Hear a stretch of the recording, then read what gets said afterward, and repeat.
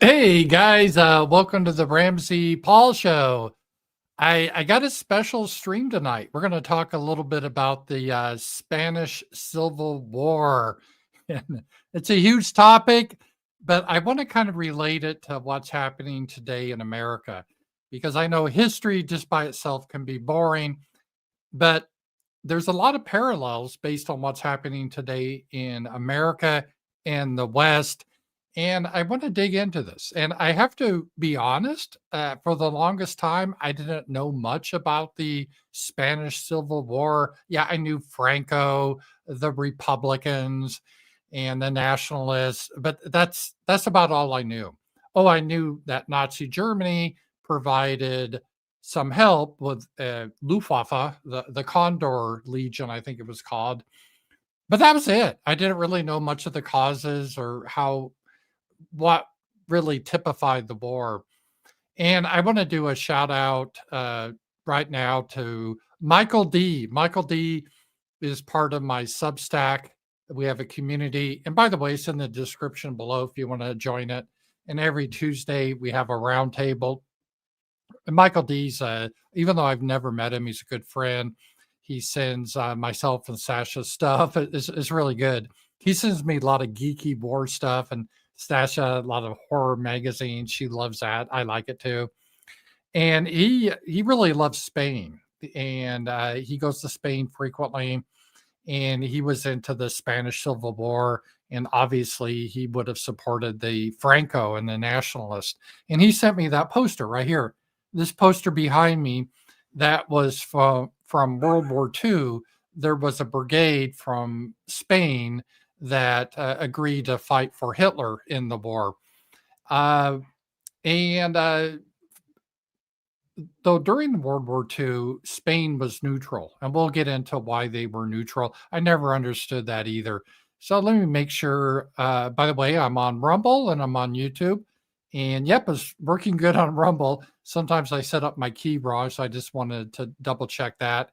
And I should be also on X right now. Hopefully that is working good. So I want to thank you guys all. Every Monday, I tend to do live streams, and the rest of the week, I do my regular videos where I talk about what's going on in the news. So, yeah, I think let me just see if we're all going, and I think we're all going pretty good here. So, and if you want to donate to the show, I really do appreciate it. I don't have any big backers, so I count on you guys. And what I'm going to do is I'll take your questions at the end of the show just so I can keep my train of thought. But send your questions in. I promise I will get to it. One way you can do it is a power chat right here. I haven't got a power chat in a while. I hope they're still working. But I do have that up. And then YouTube has super chats and Rumble has rants. And again, I will get your questions at the end of the show. And I do appreciate your support. So I want to thank Michael D because he was a big fan of the Spanish Civil War and he got me interested into looking at it. So I did some reading, watched some videos about it, and it was really fascinating because in our sphere, not just our sphere on the right wing, but also the left wing, we are so focused on Nazi Germany. Everything's about Nazi Germany. Everyone is literally Hitler. I rarely hear anyone say Putin is literally Franco, or Trump is literally Franco. No one says that, right? No one says that. But Franco is a lot more pertinent to, I think, today's environment than Hitler. And what Franco represented, the left called him a fascist, but it's interesting. Franco never called himself a fascist. He considered himself a Catholic, a Christian, and a nationalist, a patriot to Spain. Sound familiar? Some of the themes we're hearing now on the right about Christianity and patriotism.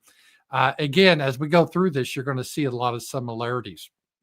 But Nazi Germany, and I don't know how to say this is probably going to upset a lot of people one way or the other, but Nazism was a revolutionary political structure similar in that sense with communism. And I'm not saying National Socialism and communism were the same thing. In fact, they were enemies.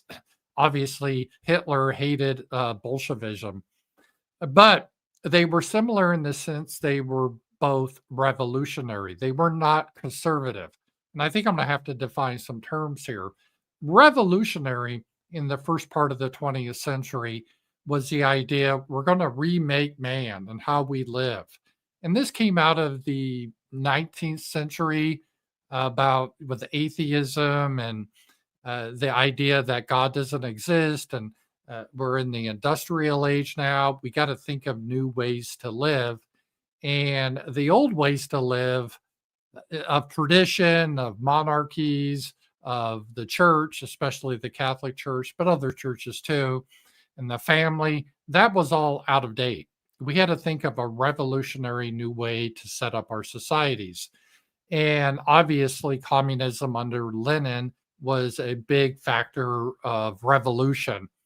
And it gets a little complicated as we'll get into, but there were different flavors of communism, which made it kind of complicated. You have the hardcore, there was Lenin, but then you had the Trotskyites, then you had the Stalin advocates from the USSR, then you had the anarchists, which didn't make a lot of sense to me. Like, how can you, organize for anarchy? It doesn't make sense.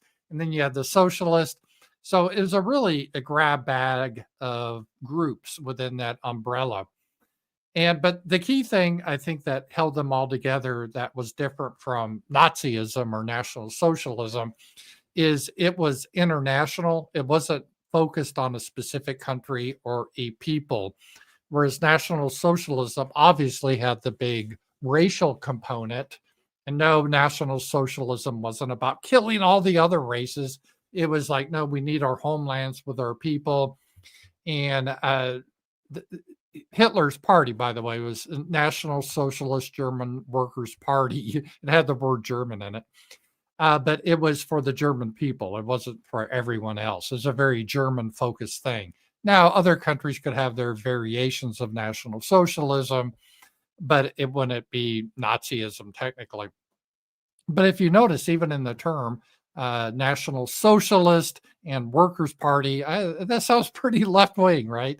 And I'm not saying the Germans were left wing, but they would have been considered progressives or revolutionaries because they also had a way that we need to restructure how we organize humanity. And with Nazism, it was a lot different than communism. It was more focused on, in Germany, the Volk or the people, and a very powerful state government, and your allegiances to the people and to the Reich. And it wasn't so much religion. Hitler wasn't fond of religion. He was probably agnostic. He didn't really persecute Christians so much, but in Hitler's view, religion was going out of vogue. It wasn't rational, and it was just dying away. And communism, they also hated religion too. So you have to remember, in the early part of the 20th century, all the intellectuals were pretty much atheists, and the progressives were atheists. And they said, but religion has no more place in the world today. We got to get beyond that, and we got to set up a new way of structuring society. And how we have been socialism was popular. And again, getting back to the Nazis, they were National Socialists, and Hitler did not like capitalists. I read Mein Kampf. I encourage you to read it. He railed against capitalists as much as he did communists. He considered them both Jewish controlled. But so that was how he looked at it. He had a third way, National Socialism. But he wasn't a traditional, he wasn't a conservative, is what I'm trying to say at all. In fact, he hated conservatives. And when I say conservatives, what do I mean? I'm saying conserving the traditional way of living that happened for a couple thousand years, especially in Europe, where you have the aristocracy, the monarchy, you have hierarchy, you have the church that helped dictate your life and morality, you have the family, all that. That was conservatism. And by that standard, the Nazi party was not conservative. and neither obviously were the communists. They were what I would call revolutionary parties. Now, this is kind of a preface to explain how different Franco was. Franco was a conservative. He supported the monarchy, he supported the Catholic Church, he supported the traditional lifestyle of the Europeans. So Franco was not a revolutionary, or his party, they weren't revolutionaries at all. In fact, they were called counter-revolutionaries. You probably heard that term, and they were. They were counter to the revolution of either of in Spain. It was the communists. So that was kind of how Franco was set up, a little bit different. And what we're dealing with now in the United States has more similarities to how Spain was prior to the Civil War than prior to Nazi Germany. And I know everyone wants to go back to Nazi Germany. And believe me, I loved studying that era. I think it's because when I was a kid, when I was 12 years old, I got a game called Luftwaffe. It was about the air war over Germany. And I still have that game. I love it. Just because I just, I learned geography, I learned history. I read all about Nazi Germany. It's hard to get through the propaganda, but I try to learn about it. So I know a lot about World War II, but I didn't know much about Spain or the Franco or the conservatives in Spain. And but what happened in Nazi Germany wasn't so much a counter revolution where you had the revolutionaries and the conservatives rebelled, which happened in Spain. You had two revolutionary parties, pretty much. You had the communists and you had the Nazis battle it out, and then the National Socialists won, and then they had their dictatorship, and that was how it was implemented. The conservatives really didn't have much influence in Germany. The church in Germany wasn't that strong. I guess they had some Catholics, some Lutherans, but that was a lot different than Spain, which was an extremely religious country in the early parts of the 20th century. And again, in the early parts of the 20th century, it wasn't considered cool to go to church anymore or be religious. But in Spain, they still took their religion seriously, and it was Catholicism, and that was a prime motivator for them. And you just didn't have that so much in Germany. Russia, you did have the Orthodox Church, and the communists did persecute the Orthodox Church, but it was a different situation too. So the Spanish Civil War, I would say, was not so much a war of ideology. It was almost a religious war. It was a battle between Christianity and atheism. It was a battle between traditionalism of the right and liberalism. And it was basically a battle between order and freedom. And I will get into that a little bit longer. But throughout the West, from the Enlightenment, we've had, start of the liberal democracy, and it goes in a certain way. And we'll talk about that a little bit too. But if you look at Spain, it was quite a bit different than Germany in the 20th century, the early 20th century. It was a very poor country by the 20th century, and that had to be hard for the Spanish people, because in the 16th century, Spain had, I think, probably the largest empire in Europe. They were bigger than Britain by far. Obviously, that's why we have so many Spanish speaking people here now in America, is because of Spain. They controlled Mexico. They controlled most of South America. They had Florida. They had Texas at one point, and most of the America Southwest was technically owned by Spain. They had an empire, and they were one of the largest empires around. But then they started to have issues. The British, they had more of the naval superiority, and the British Empire started to get stronger.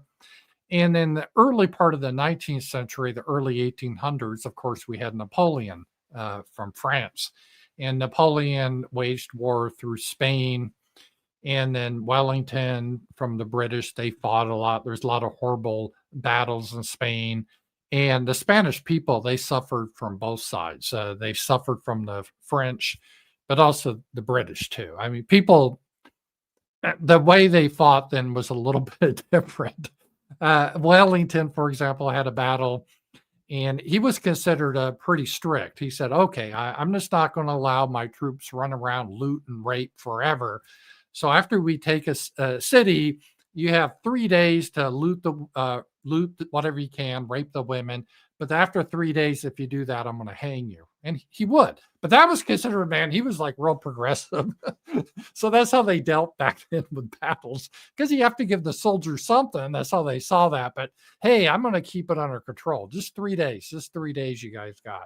Then you got to get it under control. So Spain did suffer a lot in the 19th century. And then by the end of the 19th century, in 1898, we had the Spanish-American War. You know, the United States, we fought against Spain, and we defeated them easily. I think we got, it was over Cuba, and we got the Philippines and all of that. And Spain, their empire then was humiliated. So by the time Spain came into the 20th century, they were a very poor country. They were no longer an empire, but a lot of the people, they still had the pride. And they had a couple things. I think they still had couple African colonies, the Canary Islands, I think they controlled, and Morocco, Spain controlled, North Africa. But that was about it.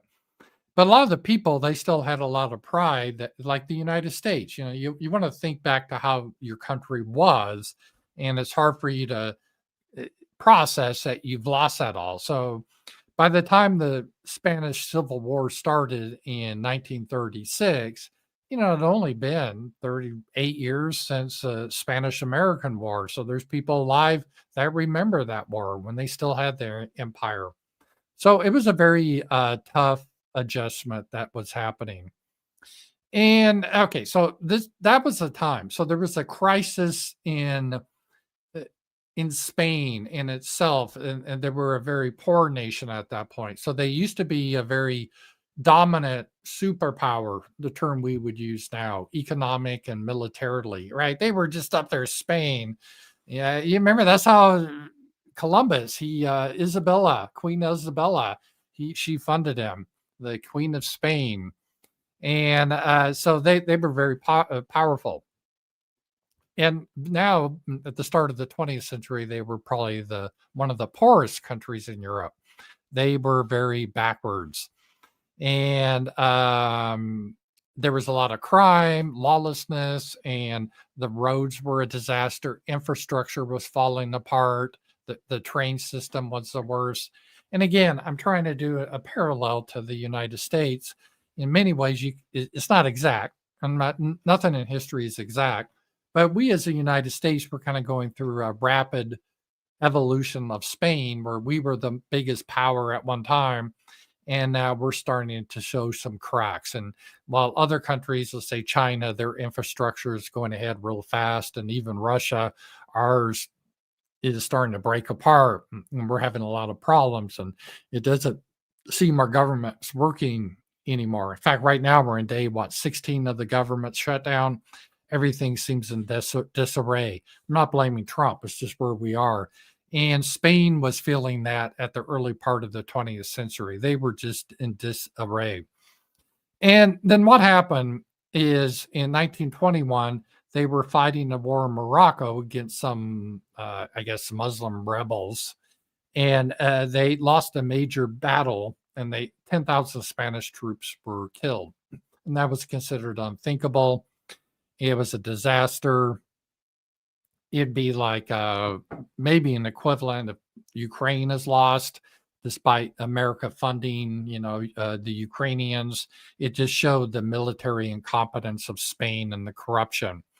And because of that, there was a coup in 1923 of Primo de Rivera. And then he owned a casino, I think, in Las Vegas, or Riviera. I don't know if it's the same, probably not. But he was a general, and he was a general of Catalonia, and it was a bloodless coup. And the king, Spain was a monarchy at then. He supported his coup, and he became in charge of the country. And he did a lot of good things. He reestablished law and order. He got rid of a lot of the terrorism that was happening at that time. Before the coup, Spain had huge budget deficits. Again, does that sound familiar to what we're facing in the United States? He fixed that. He fixed the railroads. He fixed the road system, and law and order was established. And in fact, at the end of his rule, they actually had a budget surplus. So he was doing pretty good. I mean, he was a dictator, but he was kind of like, almost, you could think like a Trump figure. He came in, cracked down on all the anti-fall type people and terrorists, and he was establishing law and order in Spain. And this was in the 20s. But he was kind of a little bit naive, because at the same time you had a lot of the communist revolution, and there was a lot of international communists, and they were working to try to subvert Spain, as they were many countries, and the Soviets were part of it.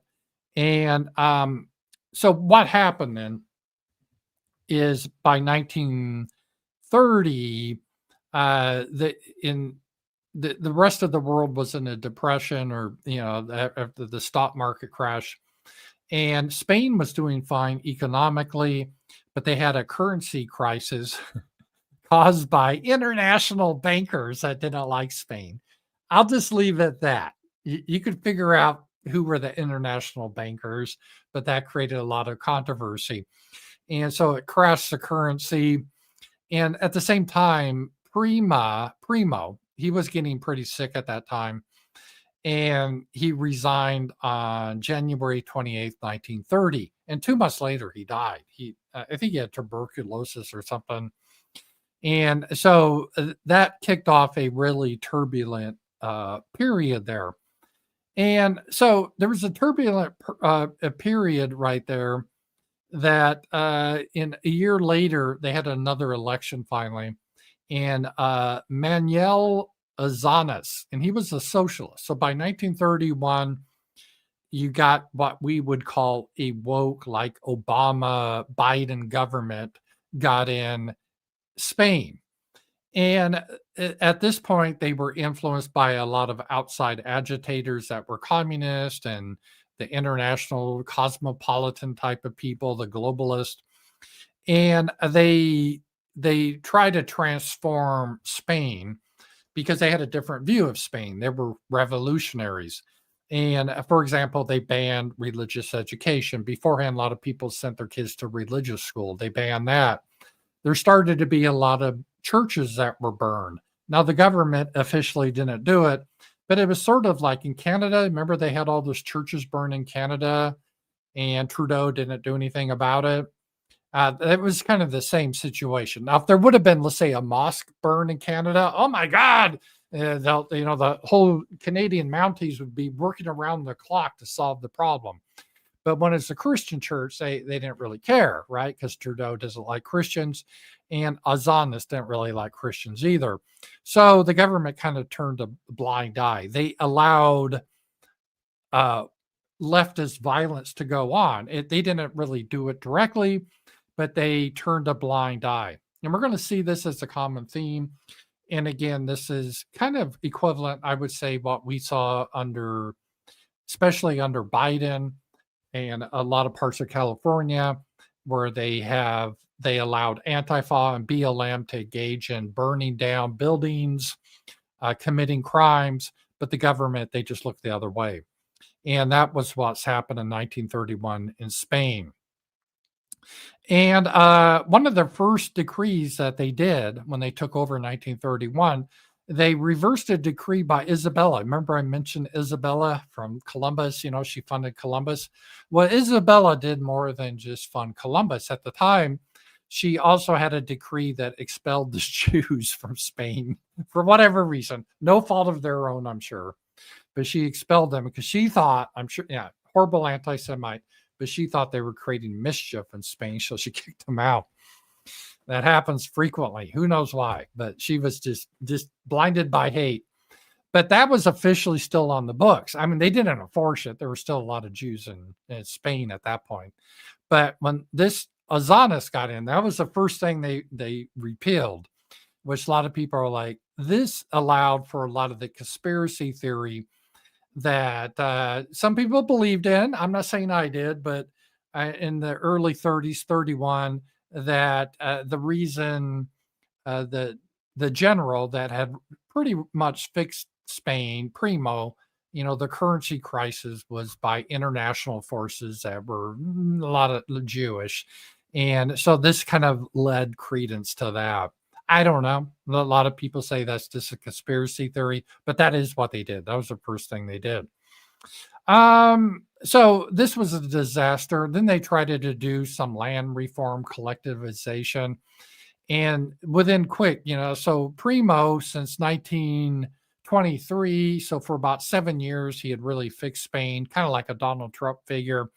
And then immediately Spain went down the shitter again, the economy, and it was just bad. And, people didn't like it because it's a religious country and churches were being burned and the government didn't really give a shit about it. And they're confiscating land.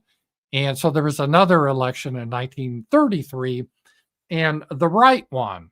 And they were the moderate right, I guess. They were kind of like the cucky Republicans. Think of them as like Lindsey Graham types won. So they repealed the Marxist legislation, about confiscating the estates and all that. But they still were trying to make friends with the revolutionaries, the socialists and so forth. And a year later, they were repaid with their kindness with a revolution. And it's called the October Revolution of 1934. And it was a revolutionary attempt to seize power to overthrow the government. An insurrection. You remember like 2020, an insurrection. Well, they attempted an insurrection by these socialist and anarchist groups. I think there's a miners that did this. And it didn't get very far. In fact, a general put it down named Franco. He happened to be the general that put down that revolution.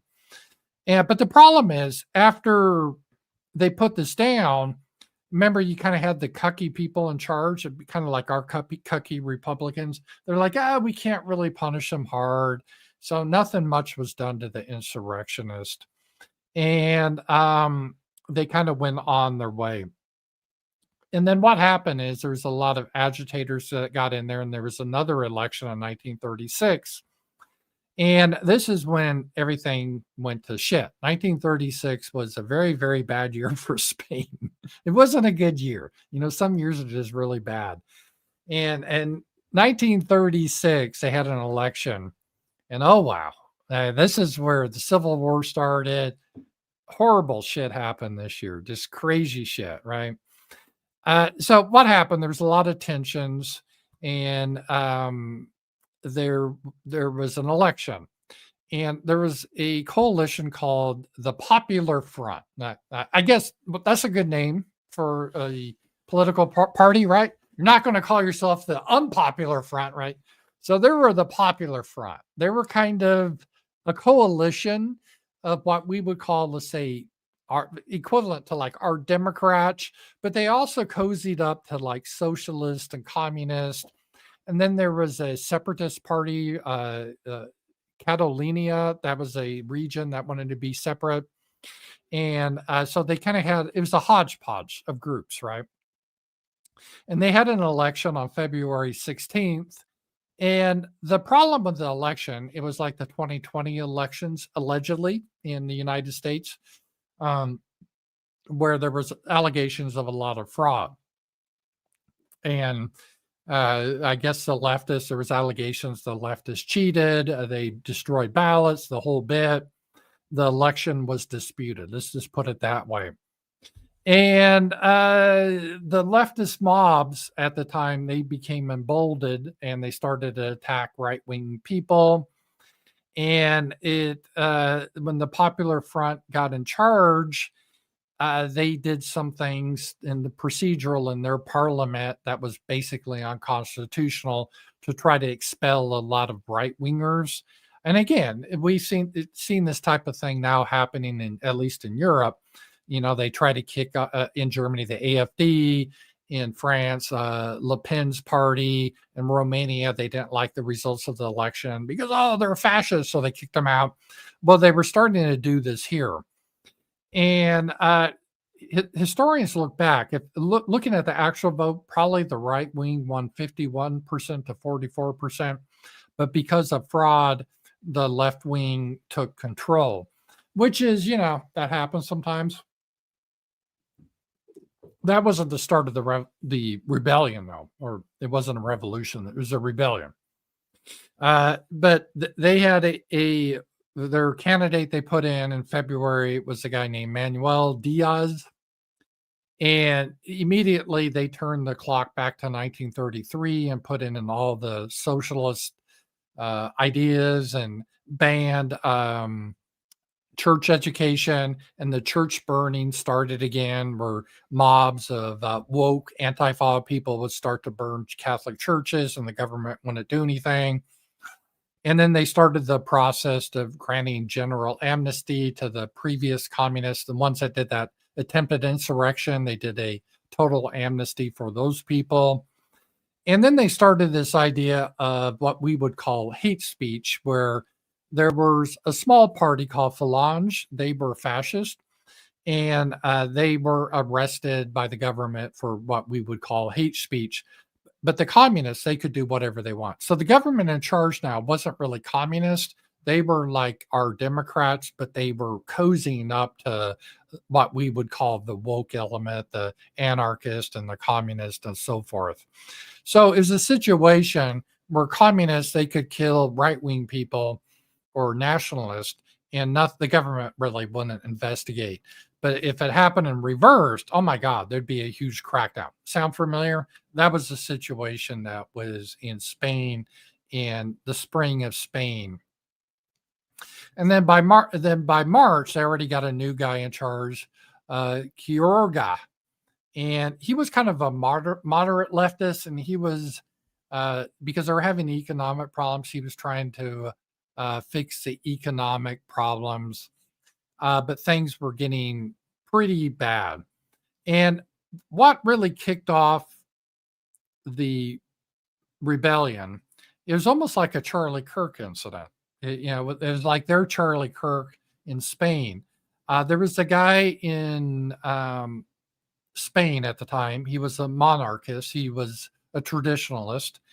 His name was Jose Calvo Sotelo, and he was a prominent right-wing politician. He was a leader of the opposition in their parliament. So, he was like, he would be equivalent. He was a congressman. But he opposed the official government. And what happened on July 13th, the government officials say, hey, we just want to question you. Don't worry about it. You're equivalent to a congressman. So come with us. We just want to ask you a few questions about a few things. And he said, okay. So they put him in the back of the police van, and then they shot him in the back of the head. They murdered him and dumped his body. And that was a huge incident because he was very popular. And the idea that the government at that time of the socialists and communists would actually murder someone outright like that was pretty shocking. And a lot of people protested.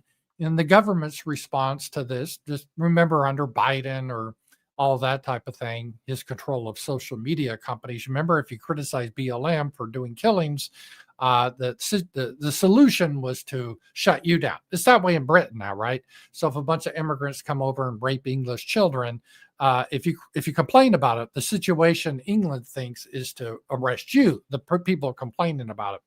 So the government, they decided anyone that bitches about this murder of Sotelo, we're going to throw them in prison. We're going to put heavy censorship.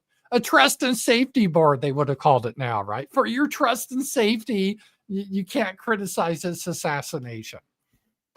And that was sort of the straw that broke the camel's back because things were getting really weird in Spain. Even though the communists weren't officially running things, you had left wingers, kind of like our Democrats, running things, but they allowed the communists and what we would call the woke people, let's say like the woke people from Portland or San Francisco, the blue haired people, to run free. Just like San Francisco, they're allowed to run free and commit crimes, and the police doesn't do anything. That was happening in Madrid. And they were doing things like burning churches. They were robbing people. They were attacking right wing people, and the police went in and investigate. But if you try to defend yourself, then the police would come down on you. Then the government, they decided to ban religious services. And it just got really, really crazy, the situation there. And by then, also, the economy was breaking down. It was a bad time. So after the murder of Sotelo in July 13th, 1936, this really sparked the Civil War a few days later. Because what happened is some officers in the Spanish army were worried. They were loyal to Spain, but they weren't happy to see the direction Spain was going in. And the leadership of the government, they understood that. They kind of worried about their officers a little bit, but they still needed the army. So they didn't know quite how to deal with this. They got rid of a few. It was kind of like under Biden, they tried to get rid of white males or any white males that were right wing, they or Trump sympathizers, and they were attempting to do that. And one of the ways they did this is instead of just actually getting rid of them, firing them, they would just put them in an irrelevant outpost. And like Franco, they put that on Morocco, so he's away from Spain. And they thought that would, take care of the situation. But a lot of these generals, not all of them, in fact, the majority didn't, but these generals, before the assassination happened of the guy, let me see here. I always forget his name. Jose Calvo Sotelo. Before his assassination, the generals realized there were some problems, and they all kind of some of them got together informally. And they're like, we don't want to rebel, but if things get too bad, we might have to step in and do something. And a lot of the generals, like Franco, said, yeah, but it's not too bad now, because if we try to rebel and it doesn't work, we're going to be executed. And yeah, the political situation is shitty. The woke people, they're burning churches, they're attacking people, they're doing all sorts of crazy stuff. And in Madrid, for example, the bookstores are putting pornography. That always happens with the left, and there's a tie there. And they had a lot of feminism starting, all that type of stuff started in Madrid at the same time. But the general's like, well, we'll put up with that, but it'd probably be too risky to do anything. But what happened when Sotelo was murdered? They're like, oh shit, if they can murder this guy, he was in their Congress, they just straight out murdered him. None of us are safe. We could all be murdered any day now. So it was, as Franco said, it was at that point more risky to do nothing than to do something. And so they started an uprising. It wasn't Franco initially, it was General Mola. And they started the uprising in Morocco on July 17th under Franco's command. And in Morocco, the nationalists and the army there, they easily took that over. There wasn't much of a fight. And the government in Spain, what they called the Republican government, that had a lot of the socialists and communists, are like, well, fuck that. We don't need Africa. That's lost anyway. And there were uprisings in Spain, a lot of the garrisons, but not all of them. And it was kind of a mix how it broke down. And during this whole time, they kind of, again, shadows of what's happening in America and the West. what Franco was seeing, a lot of people were saying, is a lot of these people that are coming into Spain, a lot of these leftists, they were in the streets and they were in charge, but they were chanting "Death to Spain, Death to Spain." It's similar how you see a lot of these anti-fall types and liberals or the leftists burning the American flag, "Death to America." They hate what America stands for, and that's what these leftists were in Spain. They hated Spain because they didn't believe in nations. They believed in the international communism. And they were able to chant that in the streets of Madrid and not be arrested. But there were some people then that would counter that and they would chant in Madrid, "Long live Spain, long live Spain." And the government, which the government at this time, they weren't communists, they were kind of like our Democrats, sympathetic with them, they would arrest you. So if this reminds me of what's happening in Britain now, right? So you can be in Britain now and, call for the overthrow of Britain and death to Britain, and nothing's going to happen. But if you wave the British flag and say, "Long live England," you're probably going to be arrested. And this is the situation Spain literally was in. Crazy times. Again, very reminiscent of what we're seeing today in some areas. So all this came together, and there was a quote then that someone said that this was really a battle between Marx versus Christ. And in that battle, there can't be any reconciliation. Remember, after the killing of Charlie Kirk, "Oh, we need to reach out." Well, in Spain, they kind of ran into this too, but they thought, we can't reach out to these Marxists because they hate Christ, they hate Christianity specifically. And so, yeah, how can you reach out to them? And that was the slogan there that was really done. So the Civil War started in 1937 under Mola, but Franco command was in Africa. And again, at this point, because of the uprising was happening, the government changed again in Spain, the Republican government.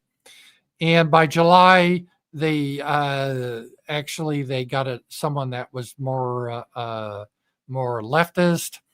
And then finally, by September 1936, they had a straight out socialist, Francisco Largo Caballero. And he was a socialist. They called him the Spanish Lenin.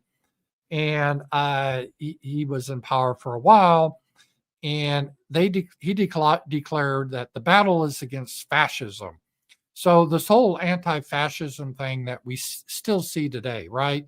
We're anti-fascist, anti-fa. It kind of came from this era. It's where I think it really first arrived. Maybe they had a little bit in Germany, but which was interesting because except for a small group called the Falange, Franco wasn't really fascist. But what they meant by fascist is if you believed in tradition or you believed in Christianity or you believe like a man and women are separate. This is what they meant by that.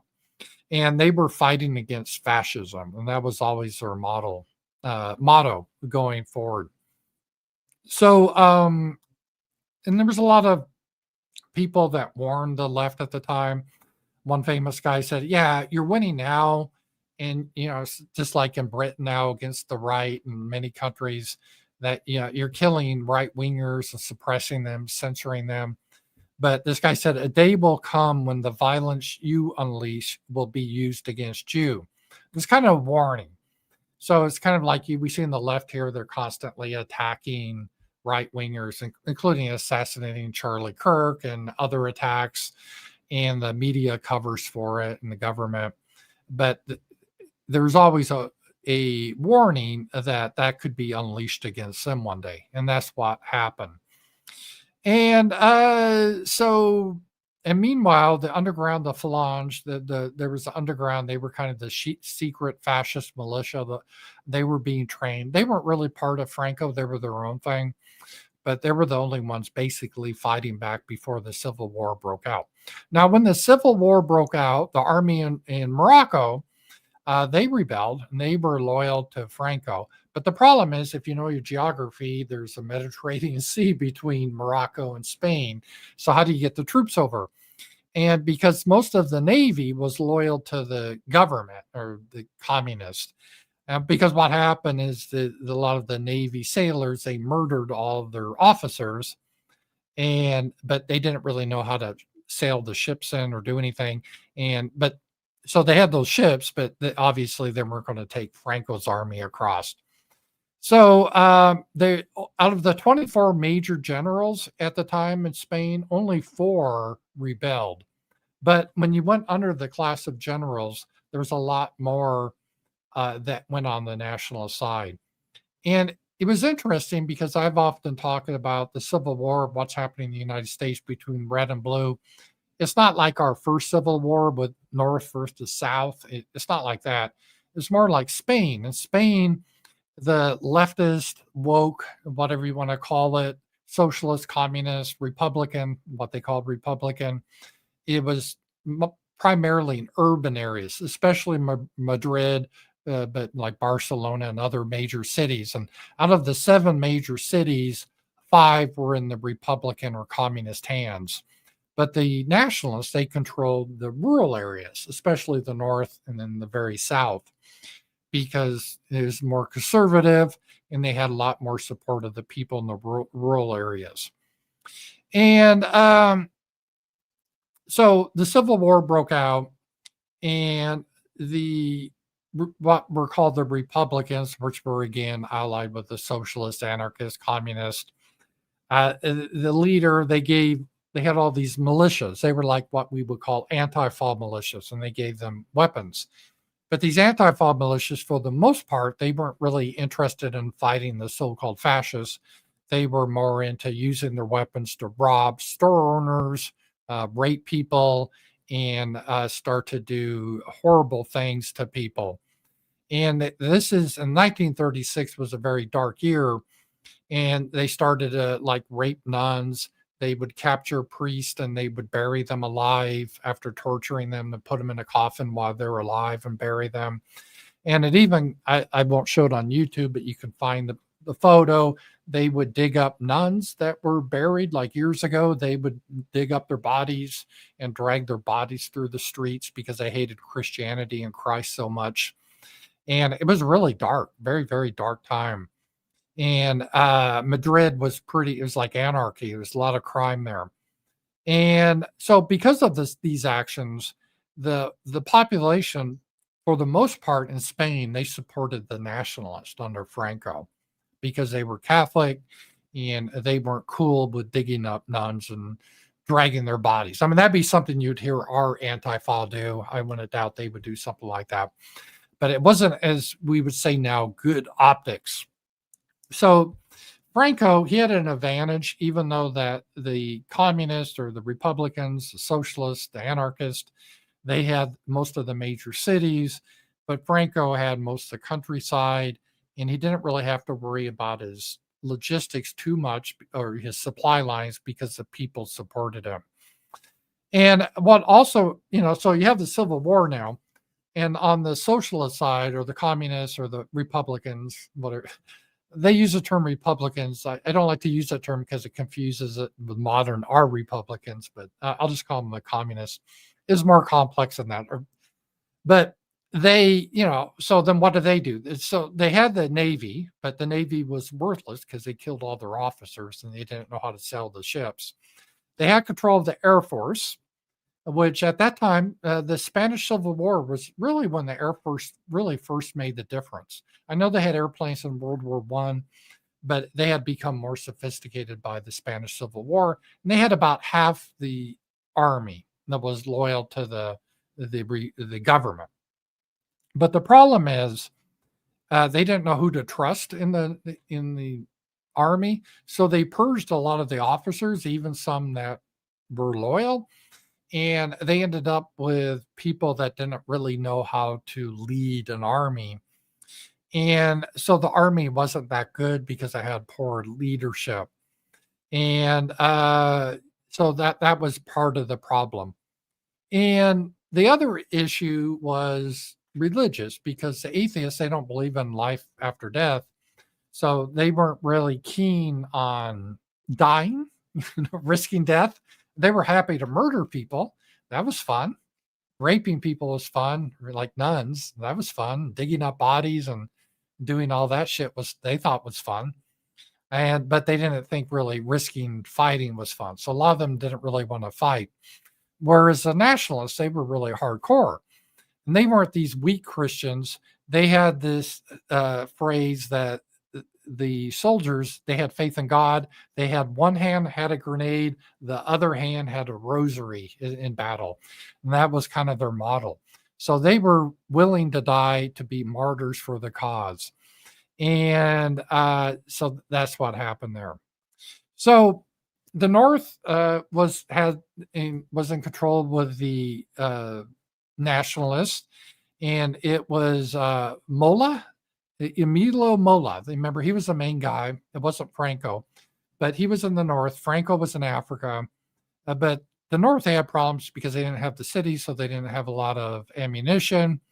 And so Franco needed to get his army from Morocco to France. But the problem was, shit, the Navy, they're on the communist side. So how do we get over there? And so what happened is Franco asked for help. He asked Germany and Italy to help his army cross to Spain. And by September, he was able to do that. And the Spanish Navy, again, because they had killed all their officers, they weren't able to stop the Germans and the Italians. So Hitler and Mussolini, they were able to give ships and to get Franco's troops across to southern Spain. And a little bit about Spain, Nazi Germany and Mussolini and how they relate to each other with Franco. It was a complicated relationship. On the German side, later on, the Germans, they pretty much just provided air support. The Condor Legion, but they were very good. They were very good pilots. That was under Goring, the Luftwaffe. And they had dive bombers, and they were very effective. They didn't really provide many soldiers, all foot soldiers. And Hitler, he wanted to support Franco because Franco was fighting the international communists, and Hitler realized that the communists were his enemy. And so how he could hurt the communists at this time would help. Because at this time, by the way, the Soviets were supplying quite a bit of help to the Republicans, communists in Spain. So Hitler provided some support too. Now, as I said, though, they were very different, Franco and Hitler, because Hitler, again, was much more about ideology. Hitler was more of a revolutionary. He wasn't a conservative. He wasn't about religion or Catholicism, even though Hitler was born a Catholic and baptized. He wasn't very religious. He was about the people, the state. He wasn't about monarchy. He didn't really like conservatives. So he wasn't necessarily a fan of Franco, but he thought, well, he's fighting, the Soviets basically in a proxy war. So I will support him for that. Plus, it helped to take the attention of Europe because Hitler at the time had interest in the German-speaking people in Austria and what was Czechoslovakia, and then eventually Danzig, Poland. So this was a way to focus Europe on not just Germany, but Spain. Mussolini was closer with Franco, but even the Italians, they thought there was a little tension there because Mussolini had the idea maybe he would take over Spain, but Franco wasn't keen on that idea. And plus, Mussolini, they thought the Spanish were a little backwards, how they really put the focus on Christ and religion. And again, the Mussolini was a fascist. Of all the three, Hitler never called himself a fascist. He was a National Socialist. Franco was a Christian nationalist, I think he would call himself, or Spanish nationalist. But Mussolini was a fascist. And they considered both Hitler and Mussolini, they would have, this sounds funny by today's standards, but at their standards, they were considered progressives, meaning this is how history progresses. We get beyond the superstition of the church, hierarchy, aristocracy, conservatism. We're in a new way, very much like the communists, but in a different way, but the same spirit, right? It's a revolutionary spirit. And they saw Franco as kind of being the conservative. But so Italy did provide some troops to Franco. Now, it was interesting. I guess I should bring this up now. Spain at the time then was supplied by the Soviets, at least the communist element. Part of the problem was the Republican cause, and one of the reasons they were defeated. Boy, they had so much infighting. They had so much. So they had, the government was a leftist government, but it was literally composed of what we would call now like our Democrats, kind of the moderate ones, kind of like the Joe Biden types. But then they would have the socialist, the Bernie Sanders types, but then they'd have the hardcore communist, and then they would have the anarchist, and God knows who. And then they had these separatist movements. So it's this hodgepodge of people that they all really hated each other, but they were able to stay together because they all hated the so-called fascists, and they called Franco a fascist. So that's what kind of kept them together for a bit. So the Soviets, they were funneling money into Spain, especially the communists, because they had the idea they wanted to make Spain communist. But even then, it was kind of complicated because you had Trotsky in his faction, and then you had Stalin. And if remember, Stalin became not a big fan of Trotsky. They had a little falling out. Let's just put it that way. And Trotsky ended up in a bad way in Mexico. But even in the communists, you had different factions. So you had the Stalinists, you had the Trotskyites, then you had the socialists, you had the anarchists, and it's just a hodgepodge, right? So you had the Soviets there.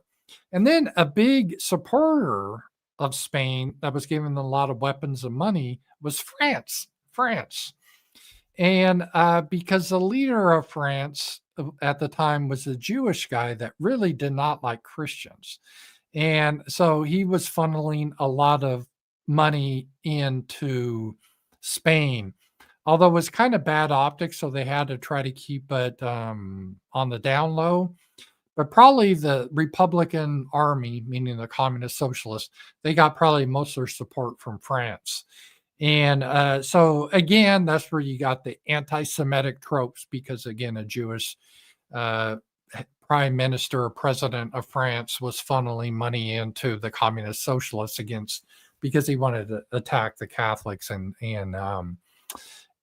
Spain. And then you also had the International Brigade, where they were trying to attract people. And it was really weird because, now we have the whole thing where they're trying to say, what's Antifa? Antifa is just an idea. It doesn't even exist. Well, they ended up doing that in Spain in order to try for optics, because they understood it was bad optics to, guys, maybe we shouldn't dig up nuns and drag them through the streets or bodies. Maybe that's not going to, win sympathies for people in the United States and Britain. So they decided to clean up their optics, and they had to kind of lie about the revolution. Like, no, this isn't a revolution. We're just a Republican, democratic system. It wasn't. It was about a revolution. It was a communist radical revolution. But they had to deny it to the outside world. And again, even the media back then was sympathetic to them. So they're like the heroic freedom fighters against the evil fascists. That's how they spun it. But it was interesting. And they did get a lot of foreign people that fight. They even got like 3,000 people from 3,000 from the United States, from the International Brigade. And it's curious, they were mostly Jewish that came over to fight for the Republican government. So just a little tidbit there. And so that was happening there. So anyway, in Madrid, they were just kind of going crazy with everything, just looting, digging up nuns. I mean, that's all fun, but Franco's got his troops now over in southern Spain. So, okay, guys, we just can't rape nuns and dig up their bodies anymore. We got to, let's kind of take this seriously. And so they try to get their army together. They still had part of the old army. Again, they didn't have very good officers anymore because they kind of purged all the officers. But they were trying to defend Madrid because Franco wanted to do his big march on Madrid. And Franco was a very cautious commander. He didn't want to move too quickly and get in trouble. And he was very careful about his logistics and everything. Logistics are important in wars. And a lot of times people, they do fast movements, but you got to feed your army. You got to have the weapons and everything. And so Franco was kind of slow going to Madrid. And he did his march into Madrid. But then he had to do a little detour because of Toledo. There was this fortress as a nationalist, and it was like a monastery, and they were trying to defend it against the communists, and they were holding out. And so Franco went to the rescue of Toledo. So he kind of put Madrid on hold, went to Toledo to rescue the nationalist there. It would make a great movie. They wouldn't make a movie because all of the media obviously is for, even today, are for the communists, not the nationalists. But it was the nationalists. They were hanging out, and the priest, and they were hanging out. It looked horrible. There's like no chance of escape. And the commander, the communists, they kidnapped his son, who was 24. And they're like, hey, here it is. We're going to call in. You guys, you need to tell your troops to lay down your arms. If you don't lay down your arms, we're going to execute your son. And then he said, oh, really? He said, well, can I at least speak to my son before, and they said, okay. So they put his son on the phone, and the commander told his son, whatever his name was, commend your soul to God. That's what you need to do. Stand firm with Christ. And his son said, Father, that I can do. And then the communists like, yeah, they're seething. How dare he do that? Shut the line. Shut it down. Shut it down. So that just showed the bravery that the father was willing to lose his son, and the son was willing to die for Christ against the communists and, the international folks. And they did kill the son, and that they did, but they held out, the nationalists did. And Franco got there just in time and saved them. And it was considered a miracle and a real religious moment. But while Franco was off in Toledo saving this garrison, which was important for morale, by the way, the communists, the Soviets, they decided, well, shit, we got to do whatever we can to make sure Madrid doesn't fall. So the Soviets, they brought in a lot of tanks, and they brought in a lot of planes, and they had a lot more sophisticated planes at the time in 1936. This is before Germany brought their planes over. So they had better planes. So they reinforced Madrid. And then there's a lot of international support. Again, the volunteers that came in there. And their slogan was, Madrid will be the tomb of fascists. So with the Soviet tanks and the Soviet planes, they basically, for a time being, they held on to Madrid. Franco wasn't able to take it right away. And then Franco was like, well, we don't have to do this right away. Instead, I'm going to do a new strategy. I'm going to go to the north where he was cut off. So let's get the Northern Territory in charge. So he went up there, and they had big victories up there. And it was better because the people up north, they were Catholics, and they supported Franco. And so that is what happened then. And 1936 was the height of terror because, again, in Madrid, they just left us when you get the anti-fall types together, like we saw in Chaz. You remember that in Seattle? They ended up like even killing some black teenager. They just go crazy because that's how they are. And they started to kill each other because they all had weapons, and they were all condemning each other for not being true to the revolution. And the way communists deal with everyone is to shoot everyone. And there was actually the Red Cross there trying to report on the atrocities against the religious people, and they didn't want that report to get out. So when the Red Cross representative was flying out of Spain, his plane was shot down by the government. But what? So there's thousands of people, like 10,000 people were killed in Madrid. Real slaughter. Really sad what was happening. And by this time, they had banned all religious services. And so that is what was happening there. Now, when Franco was just marching up north, the communists they were having and the socialists they were having a lot of their own problems, and they started to turn on each other and fight with each other. And again, yeah, in France, the leader that they were worried about was Leon Blum, who was Jewish. He was anti-Christian, and he was supporting a lot of the communist, socialist.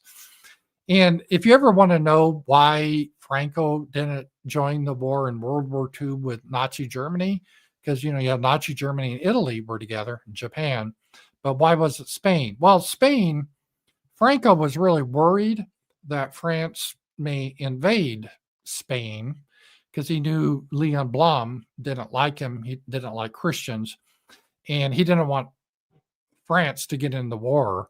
So what he did is he cut a deal saying he would be neutral in any war between France and Germany because there was a lot of tensions. He could see that coming up. So in exchange for promising to be neutral in any upcoming war, France agreed not to invade Spain. So that's kind of what happened there. And then the Soviet Union, they did provide a lot of equipment initially. But again, Spain had a lot of gold reserves, even though they were a poor country. So they gave a lot of the gold to the Soviets. And Czechoslovakia did that too.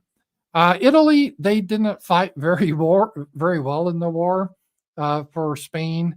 But the Germans, they did fight well, especially the Luftwaffe. And in order to fight for Franco, they wanted mineral rights. It sounds just like Trump, you remember, in Ukraine. So, and then Portugal was technically on the side of Spain too, and they sent in some volunteers. But the worldwide media, they tended to support what they call the Republicans, which again were the socialists, communists, and everything else. So that kind of is what happened there. And the war continued into 37 and 38 as Franco just slowly created a vice around Madrid. And what happened and what basically brought an end to the war is the Soviets were, they were seeing they were sending a lot of money into a lost cause, and they weren't really happy with that. And by the way, at that time, what happened? There was by 1937, Juan Negrin was, until the end of the war, he was a straight out communist, was in charge of the so-called republic. It was no longer a republic, but he was in charge. So what happened in Spain, they went from what we would consider be like Democrats to socialists. And by 1937 spring, they had a full out communist in charge of everything. And there was a lot of infighting that was happening because everyone saw that the cause looked to be lost and Franco was winning. He was just gathering around Madrid. He controlled most of the country except for Madrid. And so there ended up being basically a revolt on March. Let's see here. Yeah, so there was the communists, the PCE, versus the anarchists fought when things went bad. So the communists decided to liquidate the anarchists. And the economy was bad. They were facing starvation because, communism doesn't work very well economically. And there were some socialists in this coalition like, maybe we should negotiate with Franco. And the communists didn't want to hear this. So they were pretty much all busy killing each other. And then finally, one of the army leaders of the Republicans or the communists revolted and struck a deal. This was on March 6, 1939, and Franco was able to enter Madrid. And by May 19th, they had a victory parade in Madrid. And the good guys, the nationalists, I would consider them the good guys, the Christians won. And later that year, of course, World War II started, but Franco stayed out of the war because he made the agreement that he was neutral in regards that so France wouldn't invade Spain. And so that was basically at a high level of the Spanish Civil War. And again, I think there's a lot of similarities to what we face in America. And there was a very religious aspect, and we're seeing that a lot now, a lot of hatred of Christianity and the revolutionary, where you could have trans and all this type of stuff. The dividing lines are there. And Curtis Yarvin, he went under the pen name Menicius Moldbug. He coined the phrase Cthulhu always swims left, if you guys ever heard that phrase. And what he meant by that is that it's a metaphor. Cthulhu was a monster image. And it was in Lovecraft, if you ever read that. But it was a metaphor to how the left always drifts to the left with modern political systems. So over time, when you saw this in Spain, they had the republic, right? So they wanted to get rid of the monarchy, and they had that in there, but they didn't make a coalition with the conservatives. They made a coalition with the communists, the anarchists, the woke shit. And they ended up being betrayed, and there's a lot of infighting, but they keep going left, left, left, left, left. And because I consider that more of the revolutionary side. So in America, I don't really see the resistance to what's happening. And we're facing this in America, real anti-Christian, very left-wing drift, more and more extreme all the time. And I think the resistance is more of a religious aspect, or at least a big part.